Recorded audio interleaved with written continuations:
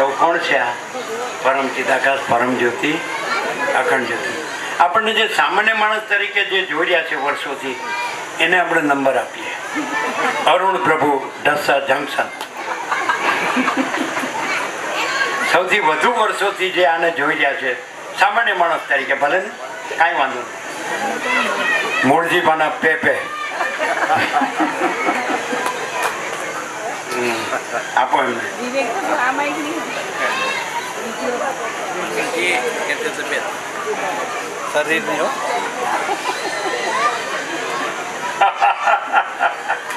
બ્રહ્મ કૃપા હી કેવલ.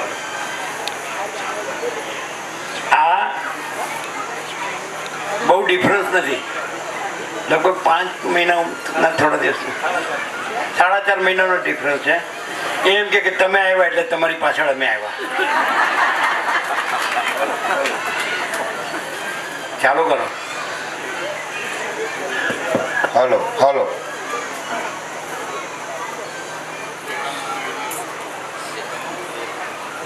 જે વ્યાપક વોટ્સઅપમાં એક પોઝ આવ્યો છે એ 1963નો છે. એટલે એ લગભગ કેટલા વર્ષ પહેલાં, 62 વર્ષ પહેલાંનો યંગ. એકદમ બુથનો દોરે ફૂટ્યો નથી લગભગ. એટલે અમે 2 જણ SSC કરીને અને પછી જ્યાં ગાંડા પ્રભુના ચિરંજીવ રહે છે ને, પેલું કેવું થિયેટર છે ચોપટી આગળ, ત્યાં અમે ફોટા પડાવવા ગયા હતા. એ આઈડેન્ટિટી કાર્ડ એના ભાઈ હર્ષદ પ્રભુ પાસે છે, એમાંથી આ ફોટો આવ્યો છે. એ આજે આવ્યો છે વ્યાપક વોટ્સઅપમાં. એટલે અમે 2 સાથે પડાવ્યો હતો 62 વર્ષ પહેલાં.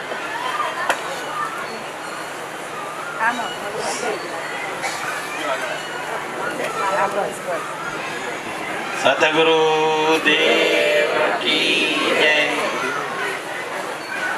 સ્વામીજીનો જે સ્વામીજીએ જે વાત કરી એ પ્રમાણેનો પરિચય તો વર્ષોનો છે, પણ હવે કાળની અપેક્ષામાં લાગુ પડતી નથી. એટલે મારે કંઈ બીજું કંઈ કહેવાનું રહેતું નથી, કયા શબ્દોથી કહેવાનું, ક્યાંનો પરિચય. તેમ છતાંય હજી પરિચય થયો જ નથી એમ પણ કહું તો ચાલે. કારણ એટલા માટે છે કે આપણને પોતાને હું માની લીધું છે. અત્યારે રસ્તામાં આવતી વખતે આનંદ પ્રભુ સાથે વાતચીત થતી હતી. આનંદ પ્રભુએ બહુ સરસ રીતે એકદમ જેટલું વક્તવ્ય પ્રમાણે કહી શકાય એટલું એમણે જણાવ્યું, જે સીધે સીધું ગળામાં શીરાની જેમ ઉતરી ગયું. તેમ છતાંય હું પણ જે છે ને એ આડું આવ્યા કરે છે, અને એ વાતને ઉપરથી સ્વીકારીને જે અંદરથી સ્વીકારવાની તૈયારી બતાવતું નથી. એ જ્યાં સુધી હું પણ છે, મારે તમારે કોઈને પણ જેને પણ હશે તેને એ નડ્યા જ કરવાનું છે. તો હવે આપણે પ્રભુ કૃપાથી કે સદગુરુની કૃપાથી કે આપણા પુરુષાર્થથી એ હું પણ દૂર કરવા માટેની કોશિશ કરીએ. કોશિશ કરવાની જરૂર નથી. સ્વામીજી શબ્દો સીધા એમ જ પકડશે કે તમે છો જ, એમાં કોશિશ શું કરવાની છે.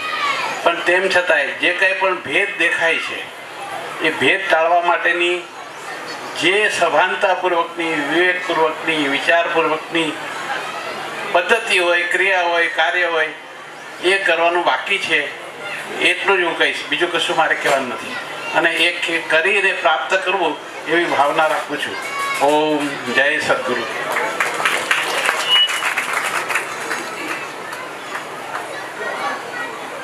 આનંદ પ્રભુ, બરાબર? આનંદ પ્રભુ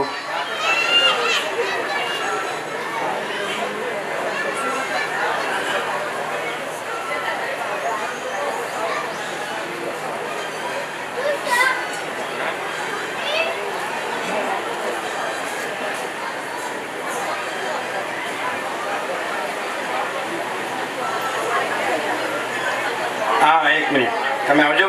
અરુણ પ્રભુ આ લેજો જરા. પેલું જરા તમે જે કીધું એ થોડું બાકી રહ્યું.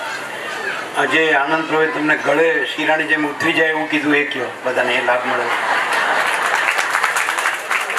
હા, એટલે શીરો પસંદ ના, એ તો એનું જુદું ભૂખ્યા છે પાછું.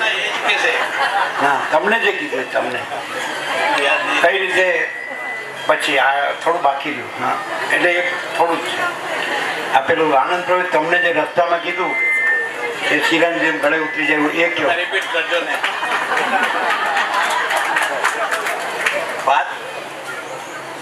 રમકડામાં બેઠા બેઠા વાતો હતો તો વિચાર કે જે પણ કહ્યો એ ચાલતો હતો. આનંદ પ્રભુને એ પ્રકાશ છે એ પ્રમાણે કે આપણે છીએ જ. મુખ્ય વાત તો એ છે કે આપણે છીએ જ. હવે છીએ એની બધાને ખબર છે. કોણ એમ માને છે કે હું નથી? હાથ ઊંચો કરે છે કોઈ ન માનતું હોય એવો. એવું નથી એવું કોઈ બોલતું હોય કે વિચારતું હોય કયો? કોઈનો હાથ ઊભો નથી થતો. એટલે કે આપણે છીએ તો ખરા જ. તેમ છતાંય તે ભેદ શું છે કે આપણે પોતાને દેહ માનીએ છીએ. આ જ મોટામાં મોટી ભૂલ, મોટામાં મોટું આપણું અણસમજણ છે. અને એ પ્રમાણે જ આપણે જીવન વ્યવહાર કરીએ છીએ. જીવન વ્યવહાર કર્યા વગર જીવન ચાલવાનું નથી. તેમ છતાંય તે અંદરની માન્યતા જે સાચી હોવી જોઈએ એ સુધારો કરવાનો છે એવું આનંદ પ્રભુએ મને ખાસ કીધું. ઓ એટલે શું કરવાનું? આનંદ પ્રભુનું કેવું હતું કે આપણે ચૈતન્ય છીએ જ. અને જેમ સ્વપ્ન પુરુષને બધું ભાષે છે જેમ બધું, અને ત્યારે સ્વપ્નમાં એ સાચું લાગે છે, પણ સ્વપ્ન જ્યારે પૂરું થાય છે ત્યારે કશું હોતું નથી. એવી રીતે આ સૃષ્ટિનું પણ સમજવું. અને છતાંય આપણે છીએ જ. આપણે છીએ એ હકીકત છે.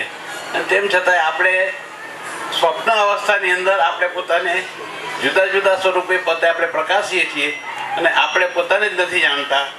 એ મોટું આશ્ચર્ય છે કે આપણે કહીએ ને તરણાઓથી ડુંગર, ખાલી એક તરણું આંખ આગળ આવી જાય તો મોટા મોટો ડુંગર પણ દેખાતો બંધ થઈ જાય. એ આપણું જે અહમ છે એ તરણું છે એ આપણે કાઢવાનું છે. બસ આપણે કાઢવાનું છે એટલે તો છે જ નહીં એમ સમજવાનું છે. Oh thank you. Thank you. Thank you Anand પ્રભુ.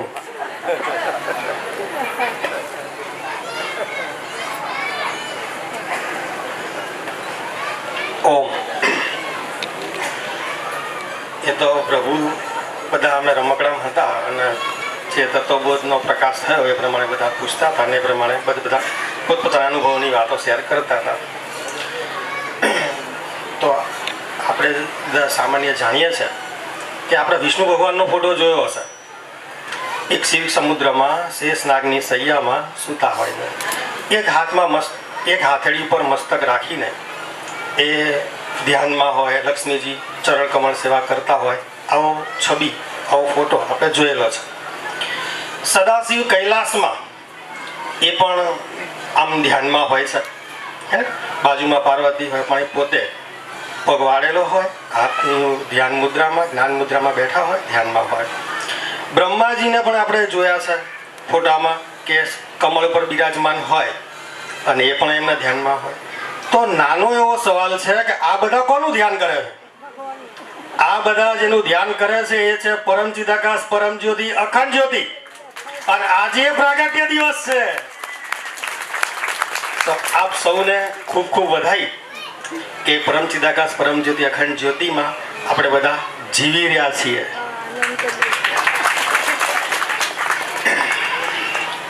હવે કોઈ એક સામાન્ય માણસ આપણા જેવા હોય અને સાક્ષાત પરમાત્માને પ્રાર્થના કરે, એમાં કઈ વસ્તુ પદાર્થ વ્યક્તિ નથી માગતા.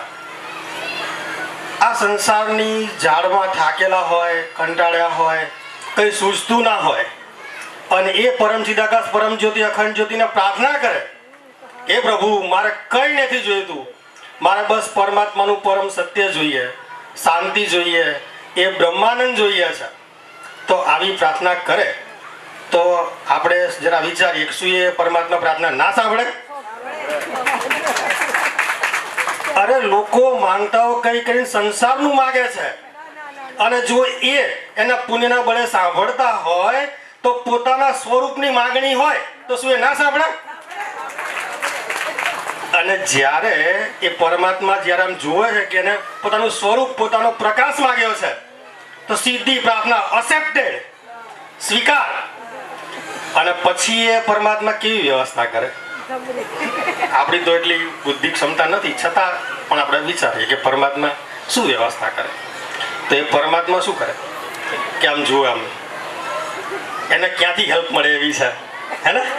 ક્યાંથી હેલ્પ મળે એવી છે કેમ કે આપણે જાણીએ છીએ કે નિર્વિકલ્પ સમાધિમાં 21 દિવસ જો કોઈ રહે છે તો તરત દેહ શાંત થઈ જાય છે, હે ને? એવું અમે સાંભળ્યું છે કે 21 દિવસ નિર્વિકલ્પ સમાધિ થાય અને દેહ શાંત થઈ જાય તો પ્રભુ આમ જુએ. પછી એવું કોઈ નિર્વિકલ્પ સમાધિ સિદ્ધ હોય તેને દેહ શાંત ના થવા દે, એની રક્ષા થાય. એ બીજા કેટલાયને જગાડવા માટે હોય. એ પરમાત્મા એ જે દેહની રક્ષા કરી છે એ આવા બધા જે જેની પ્રાર્થનાઓ ભેગી થઈ હોય ને એ સમૂહમાં, અને સમૂહમાં પ્રાર્થના જે ભેગી થઈને પ્રાર્થનાનું જે ફળ આપવા માટે એની હેલ્પ કરાવે, અને પછી એ સીધો ત્યાં ભેટો કરાવી દે. એવા જે નિર્વિકલ્પ સમાધિ સિદ્ધ મહાત્મા હોય ત્યાં સીધા જેને જેને પ્રાર્થના કરી ત્યાં સીધા જોડાઈ દે. અને આપણે જાણીએ છીએ કે સ્વામીજી જે છે એ નિર્વિકલ્પ સમાધિમાં હતા, હે ને? હા, એવું અમે સાંભળ્યું છે, પૂરું તો અમે નથી જાણતા, પણ પ્રભુએ નિર્વિકલ્પ સમાધિમાંથી એ પાછો દેહ પરત આવ્યો છે અને જાગ્યા છે. તો શું એ આપણા બધાની પ્રાર્થનાથી નહીં આવ્યો? આપણે બધાએ પરમ ચિદાકાશને પ્રાર્થના કરી દઈએ, પ્રભુ નહીં ખબર પડતી આ સંસારમાં શું કરવું, આ જગત કેમનું છે, કેમનું જીવવું, અને આ તત્વબોધ તો આપણે જે સમયમાં જેટલો લીધો હતો એ પ્રમાણે તો કોઈ મેચિંગ જ નહીં આમાં. તો આ જગત કેવું છે, આ પ્રકાશ કેવો છે, શું કરીએ? ત્યારે આપણા બધાની પ્રાર્થનાથી પીગળીને એ પરમાત્માએ જે દેહનું રક્ષણ કર્યું છે ને આપણા વચ્ચે રાખ્યો છે આપણે જગાડવા માટે, આજે એનો પ્રાગટ્ય દિવસ છે. અને અમારે હમણાં વાત થઈ કે આ દ્રશ્ય સાચું લાગે છે ને એવી વાત હતી, તો અમે જે પ્રકાશ લીધો છે, જે જાણ્યું છે એ પ્રમાણે અમારી ભૂલ પણ હોઈ શકે, છતાં પણ અમે અમારા પ્રકાશમાં જે હૃદયમાં ધારણ કર્યો છે એ પ્રમાણે અમે કહીએ છીએ. ચૈતન્ય આત્મા હોય એમાંથી વિચાર ઉઠે, વિચારમાંથી દ્રશ્ય થાય. બધાને એમ થાય કે હું ચૈતન્ય છું, એવો ઘણા બધાને ડાઉટ હોય છે કે મને તો આ લાગે છે. તો તમને વિચાર નથી આવતો?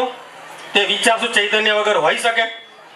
કોઈ સમુદ્રનું મોજું સમુદ્ર વગરનું હોય ખરું ભાઈ? ના હોય. તમને તમારા ચૈતન્યમાંથી વિચાર ઉઠે, વિચારમાંથી દ્રશ્ય થાય, તો પેલા અતિ સૂક્ષ્મમાંથી સૂક્ષ્મમાં, સૂક્ષ્મમાંથી સ્થૂળમાં આમ ફરતા ફરતા જાય છે. પણ જે વસ્તુ જેમાંથી ઉત્પન્ન થઈ હોય એના જેવી હોય. જેમ સોનાના દાગીના સોના જેવા હોય, માટીના રમકડા માટી જેવા હોય, તો આ બધું એ જ્યાંથી ઉઠ્યું છે એ એના જેવું જ છે. બધું જ ચૈતન્ય છે. પણ આપણને એ સમજવામાં જો કોઈ અડચણ હોય તો બસ એટલી જ છે કે આપણે ચૈતન્ય છીએ, દેહ નથી. અને આપણને ઘણીવાર એવો રિયલ અનુભવ થાય છે, પણ કેમ જાણે, શું જાણે, ખબર નહીં કે કેમ આંખ આડા કાન કરતા હશે. તમે જુઓ, તમને એવો ભ્રમ થાય કે હું આંખેથી જોઉં છું. અરે આ રાત્રે સૂતા હોય ને આંખો બંધ હોય, સપનું દેખાય છે. ક્યાં તમે આંખથી જુઓ છો?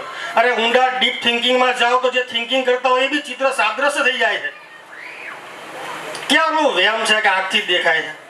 આંખ તો સાધન છે, અંદર જોવાવાળું કોઈક બીજું છે.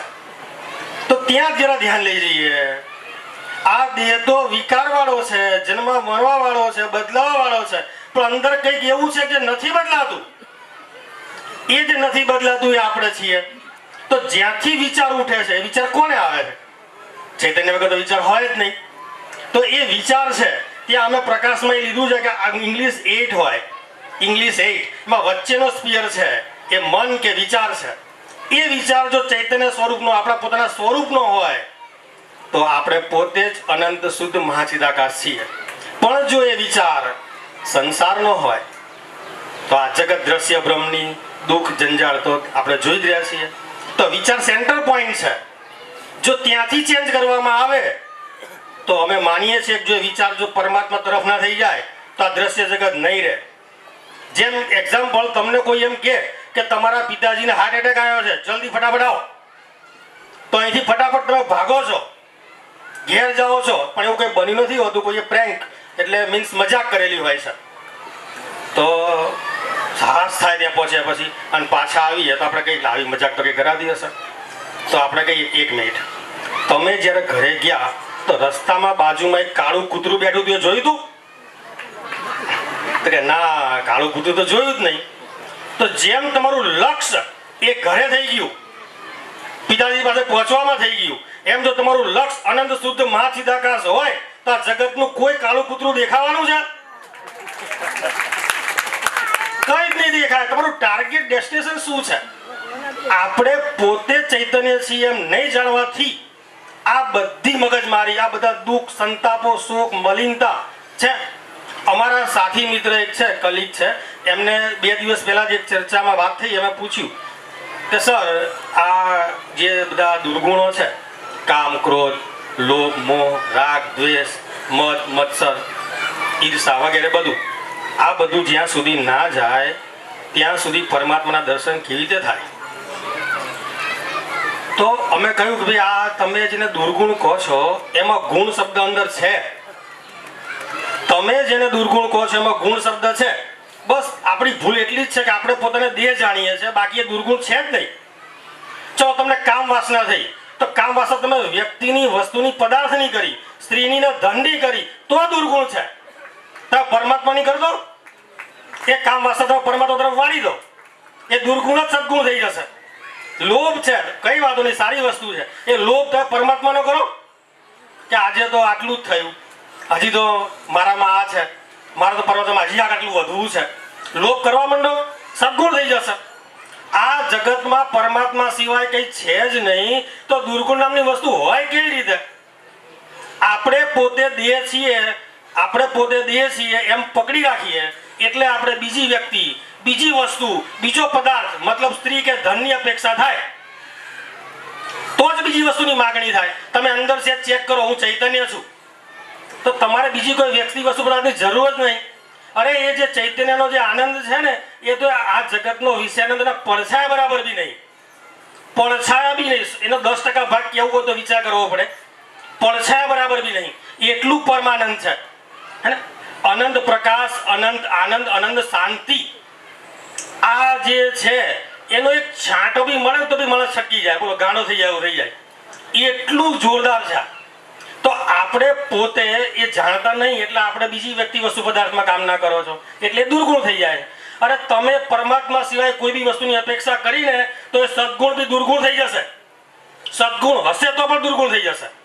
તમારે બીજું જોઈએ, તમારામાં નથી એવું જોઈએ છે, તો તમારામાં નથી એવું જોઈએ તો એ થઈ જશે. એટલે મારા અભિપ્રાય પ્રમાણે તમારું ધ્યાન વિચાર તરફ રહેવું જોઈએ. જો એ વિચાર જગતનો હશે તો તમે ઊંડી ખાડમાં જ જવાના છો. અને અમારા પિતાશ્રીની એક વાત યાદ આવે છે. પ્રભુ જ્યારે નિકોરા હતા ત્યારે અમારા પિતાશ્રી જયંતિ પ્રભુએ પ્રભુના સાનિધ્યમાં બેસી અને એક પ્રશ્ન કર્યો હતો એમને. અમારા જયંતિ પ્રભુએ, અમારા પિતાશ્રીએ પ્રભુને એવો પ્રશ્ન પૂછ્યો, હે પ્રભુ, અમે બ્રહ્મચિંતન કેવી રીતે કરીએ? હે ને? કારણ કે અમને ગરીબદાસ બાપુનું ભજન ક્યાંક વાંચ્યું હશે. એ ભજન એવું હતું, બ્રહ્મ જિજ્ઞાસુ એ કરવું બ્રહ્મ રૂપનું શ્રવણ મન નિધિધ્યાસ, એવું ભજન હતું. તો એમને પૂછ્યું, બ્રહ્મચિંતન, બ્રહ્મને તો કોઈ આકાર નહીં, કોઈ ગુણ નહીં, નિર્વિકાર, નિરાકાર, નિરંજન, નિર્ગુણ, એનું આપણે ધ્યાન કેવી રીતે કરીએ? તો એ સમજ્યા નહીં. એટલે પ્રભુના સાનિધ્યમાં પ્રભુને જ પ્રશ્ન કર્યો અને પ્રભુએ એ જવાબ આપ્યો, હજી આટલા વર્ષોથી હજી અમારા હૃદયમાં છે. પ્રભુએ એનો જવાબ એવો આપ્યો હતો કે જગત ચિંતન રહિતપણું એ જ બ્રહ્મચિંતન છે. જે જગતનું ચિંતન ના થાય ને એટલે બ્રહ્મચિંતન થઈ જ, એના સિવાય બીજું કે વસ્તુ જ નહીં. તમે પોતે કલ્પના કરી અને આખું જગત ખડું કરો છો અને એનું ચિંતન કરો છો. તમારા સિવાય ત્યાં કોણ હાજર જ નહીં. રાત્રે તમે સપનું જુઓ, સપનામાં કંઈ બી દેખાતું હોય, તમારા સિવાય ત્યાં કોઈ નહીં. એના માટે અમારે એ ચર્ચા થઈ હતી. તો એ ચર્ચામાં એ વાત હતી કે રાત્રે સપનું આવે ને સપનામાં તમે ક્યાંય જાઓ છો, રાત્રે સપન અમે ચર્ચા જે છે એમ જેમ છે એમ કહીએ તો અમે એમને એવું કહ્યું કે રાત્રે તમે સૂતા છો ને સપનું આવે છે તો સપનામાં તમારે કાશ્મીર ફરવા જવું હોય, હા ને? અત્યારે નહીં પણ જે સપનું છે, સપનામાં નિયમો સરકારના લાગુ ના પડે. હા, તો સપનામાં કાશ્મીર ફરવા જવું છે તો સપનામાં બધાને જોયું હોય, ઘરના બધા ફેમિલી સાથે સામાન વામાન પેક કરી અને એક કાર બુક કરી અને કાલુપુર રેલવે સ્ટેશન પહોંચ્યા. જમ્મુ તાવી એક્સપ્રેસમાં ટિકિટો બુક કરેલી છે. ત્યાં પહોંચ્યા, ટ્રેન મુકાઈ ગઈ છે, અડધો પોણો કલાક પહેલાં પહોંચી ગયા સ્ટેશને. જઈને અંદર સામાન મૂક્યો, હજી અડધો કલાકની વાર હતી. એવામાં ગ્રુપમાંથી એક જણાએ કીધું થોડી ભૂખ લાગી છે. તો એક ભાઈએ બહાર ટ્રેનની બારીમાંથી બહાર નજર કરી તો બાજુમાં એક ગોટાનો સ્ટોલ હતો. ગરમ ગરમ ગોટા બનતા હતા, બાજુમાં ચાનો સ્ટોલ હતો, ગરમ ગરમ ચા બનતી હતી. તો અમે ઈચ્છા વ્યક્ત કરી ચા ગોટાની પાર્ટી કરીએ. તો બધા બહાર આવ્યા, ગોટાની ડીશ મંગાવી, ચા મંગાવી, ગોટાનો સ્વાદ લે છે, ચા લે છે. કેટલા બધા યાત્રીઓની અવર જવર ચાલુ છે, ટ્રેનમાં કુલીઓની અવર જવર ચાલુ છે, એનાઉન્સમેન્ટ ચાલુ છે, આખું કોન્વર્સેશન દેખાય છે, બધું સપનામાં. આ બધું જ જોતા હતા, અચાનક કંઈક બન્યું, આંખ ખુલી ગઈ. આંખ ખુલી ગઈ, તેમને જોયું એ તો પથારીમાં હતા. તો સ્વપ્નમાં જેટલું બી એમને જોયું, એમના પોતાના ચૈતન્યમાં જોયું, એમને હૃદયમાં જોયું. તો એ જેટલું જેટલું તમને દેખાય અંદર બધું એ પોતે જ બન્યા હતા. એમાં ઘરના ફેમિલી મેમ્બર બી એ પોતે, અરે જમ્મુ તવી એક્સપ્રેસ બી એ પોતે જ હતા, કેવલી પણ પોતે, યાત્રીઓ બી પોતે, ગોટા બનાવવા વાળા પોતે, ગોટા ખાવા વાળા બી પોતે, ગોટા બી પોતે. એના સિવાય તો કઈ હતું જ નહીં. એમ આપણા સિવાય અહીંયા કઈ નથી. અહીંયા આ બધું જે દેખાય છે એ સ્વપ્નની માયાજાળ છે. એમાં જો આપણને આ રીતે પરમાત્માને પ્રાર્થના કરેલી હોય અને આ રીતે પરમ ચિદાકાશ પરમ જ્યોતિ અખંડ જ્યોતિનું સાનિધ્ય મળી જાય, હે ને, હા, તો પૂછવું જ શું. અમે રેગ્યુલર લાભ લઈએ તો અમને હમણાં જ વાત થઈ, થોડી વાર પહેલા અંદર સેવા કરતા કરતા પૂછતા હતા, તો અમે કહ્યું કે અમે રોજ અહીંયા આવવાથી અમને શું ફાયદો છે. તો અમે કહીએ કે અમે અમારું જ્યારે કામ પૂરું કરીએ છીએ ત્યારે અમને સહજતાથી તત્વબોધનો જ વિચાર આવે કે આજે પ્રભુ આ વસ્તુ પર ભાર મૂક્યો હતો, આજે આ પ્રભુ આ બોલ્યા હતા, અને એનું ચિંતન ચાલે. બાકી તો તમને ખબર છે સંસારમાં તમે મત કરો ને, મથોને પકડી રાખો ને વિચાર લાવવા માટે, તો બી રહેતો નહીં. અને અહીંયા એ જ રહે છે, જતો નહીં. સહજતાથી, હા, સહજતાથી પરમાત્મામાં જ રહેવાય છે. એના ચિંતનમાં, એના ધ્યાનમાં, એની જે મસ્તી છે ને, એ કદાચ હું શબ્દોમાં વર્ણન ના કરી શકું, એ કરી શકાય એમ પણ નહીં. કેમ કે કોઈ એમ કે ભાઈ ગોળ કેટલો ગળ્યો છે, અથવા ગોળ કેવો છે, આપણે કહીએ ગળ્યો. ગળ્યો કેવો છે પછી એ ના બોલાય, પછી એ અનુભવથી જ ખબર પડે. ખાલી ગળ્યો છે એટલે સુધી બોલાય, હે ને. એટલે આજની વાતમાં મારે એટલું જ કહેવું કે તમારા વિચાર, અંદરના વિચાર, સ્થૂળ તો અંદર વિચાર પ્રમાણે થશે. તમે કોઈ પણ ક્રિયા કરો છો ને તો પેલા વિચાર સૂક્ષ્મમાં ઉઠે છે, પછી ક્રિયા થાય. એટલે ધ્યાન જ્યાં સૂક્ષ્મમાંથી ઉઠે છે, જો ત્યાં રાખવામાં આવશે, એને ચેન્જ કરી દેવામાં આવશે, એને પરમાત્મામય કરી દેવામાં આવશે, એનું લક્ષ્ય પરમાત્મા કરી દેવામાં આવશે, તો સ્થૂળનું લક્ષ્ય તો આપોઆપ એમને એમ સહજતાથી ચેન્જ થઈ જાય. બાકી તમે સ્થૂળનું ચેન્જ કરો, અંદરનું ચાલતું હોય કામ વાસનાઓ, તો કદી ચેન્જ નહીં થાય. ઉલટાનું એ બદલી નાખશે બહારનું. પણ અંદરનું જો લક્ષ્ય પરમાત્મા હશે તો જ બહારનું બદલાશે. ખાલી બહારનું બદલ કરશો ને અંદર વાસના હશે તો કશું જ નહીં થાય. આ બાબતમાં અમે એક દ્રષ્ટાંત કહીએ છીએ. દ્વારિકા નજીકનું 200 કિલોમીટર આજુબાજુનું એક ગામ હતું. ગામમાં બે યંગ મિત્રો હતા, બંને બ્રહ્મ દેવતા હતા. બંને કૃષ્ણ ભગવાનના બહુ જ ભાવિક હતા. એટલે કૃષ્ણ ભગવાન એમના ઈષ્ટદેવ હતા. ગરીબ બ્રાહ્મણ, બંને ગામડાના જે બ્રહ્મ દેવતા અને ખેડૂતનું જીવન. તો એમને એકવાર ઈચ્છા વ્યક્ત કરી કે આપણે દ્વારિકાધીશના દર્શન કરવા છે. તો બંને જે બ્રહ્મ દેવતા હતા, બંને જે મિત્રો હતા, એમને દ્વારિકાધીશના દર્શન કરવાની ઈચ્છા વ્યક્ત કરી, પણ એમની પાસે પૈસા હતો નહીં, અને એ જમાનામાં આટલી સાધન સગવડની વ્યવસ્થા પણ નહીં. એટલે બંને મનોમન નક્કી કર્યું અંદર કે આપણે ચાલતા દ્વારિકા જઈએ. 200 કિલોમીટર છે, રોજ 40 કિલોમીટર ચાલીશું તો 5 દિવસમાં પહોંચી જઈશું. આવો પ્લાન કરીને બંને નીકળ્યા. થોડો ઘણો પ્રસાદ એમને સાથે લીધો અને બંને ચાલતા નીકળ્યા. શરૂઆતના પહેલા દિવસે જુસ્સો, ફૂલ ઉત્સાહ, ફૂલ ચાલે, ચાલતા અને ભૂખ લાગે ત્યાં પ્રસાદ લે. એમ કરતા 1.5-2 દિવસમાં એમની પાસે જે લાવેલો પ્રસાદ બધો પૂરો થઈ ગયો અને એટલું અંતર પણ કપાઈ ગયું. હવે હજી આગળ ચાલતા જાય છે, એમને ભૂખ લાગી છે. તો આજુબાજુમાં ક્યાંય વ્યવસ્થા કરતા જ્યાંથી પ્રસાદ મળે ત્યાંથી વ્યવસ્થા કરતા જાય છે. હવે એમ કરતા 3 દિવસ પસાર થયા. ચોથો દિવસ આવ્યો. ચોથા દિવસની મુસાફરી સ્ટાર્ટ થઈ સવારથી. અને એ દિવસે બન્યું એવું કે ચોમાસાનો જે સમય હતો, વાદળા ફૂલ અંધાર્યા હતા, હે ને, ગરમીનો માહોલ, વરસાદની ગરમી, ફૂલ વાદળા અંધારેલા, અને તોય એ અડગ નિશ્ચિંતપણે પોતાના દ્રઢ નિશ્ચય સાથે એ મુસાફરી ચાલુ જ રાખે. આખો દિવસ ચાલતા ચાલતા સાંજ પડી, થાકીને લોથપોથ થઈ ગયા, ભૂખ લાગેલી જોરદાર, થાક, ભૂખ, ઊંઘ, અને નજીકમાં કોઈ સહારો શોધતા હતા. એવામાં નજીકમાં એક ગામ દેખાયું. ગામની બહાર એક મકાન દેખાયું. તે બંને બ્રહ્મદેવતા ત્યાં મકાન સુધી પહોંચી ગયા અને ત્યાં અવાજ આપ્યો. ત્યાં બંને કીધું અલખ નિરંજન. તો એક માળી અંદરથી આવ્યા બહાર. અંદરથી આવે ને એમને કહ્યું કે અમે બંને બ્રહ્મદેવતા છીએ, અમારે દ્વારિકા વિષ્ણુના દર્શન કરવા માટે દ્વારિકા જવું છે, મુસાફર છીએ, આજે અમારો મુસાફરીનો 4થો દિવસ છે, ખૂબ જ ભૂખ લાગી છે, ખૂબ જ થાક છે, જો તમે અમને પ્રસાદની વ્યવસ્થા કરી શકો તો ધન્યવાદ, અને અમારે થોડો વિશ્રામ પણ કરવો છે. બન્યું એવું કે જેના ઘેર આ એમને રજૂઆત કરી એ જે બેન હતા, જે માતાજી હતા, એ ગણિકા એટલે કે વેશ્યા હતા. વેશ્યાનું ઘર. તો એના મનના કોઈ થોડા ભાગમાં પવિત્રતા હજી જળવાઈ રહી હશે. મનના કોઈ ભાગમાં હજી પવિત્રતા જળવાઈ રહી હશે. તો એ માતાજીએ પહેલા પ્રણામ કર્યા, નમસ્કાર કર્યા અને કહ્યું કે પહેલા હું મારી વાત પૂરી સાંભળી લો. હું તમારા માટે પ્રસાદની વ્યવસ્થા પણ કરી શકીશ, મારા જાતે બનાવીશ, ગરમ ગરમ જમાડીશ, તમારા વિશ્રામની વ્યવસ્થા પણ કરી દઈશ, પણ હું વેશ્યા છું. મારે તમને આ રજૂઆત કરવી છે. જો તમને વાંધો ના હોય તો હું બધી વ્યવસ્થા કરી દઉં, પણ મારે પહેલાં રજૂઆત કરવી પડે કે કાલે તમને એ વાતથી દુઃખ થાય તો હું વેશ્યા છું. તો આવું જ્યારે કીધું તો પેલા બેના મગજમાં ધરતી ગંભાયો, હે ને, બેના માઇન્ડમાં ધ્રુજારી ચાલુ થઈ ગઈ. વેશ્યા છે. તો એક મિત્રએ કીધું કે ભાઈ ના ભાઈ હો, આ તો ના રોકાવાય, આ તો ખોટું થાય.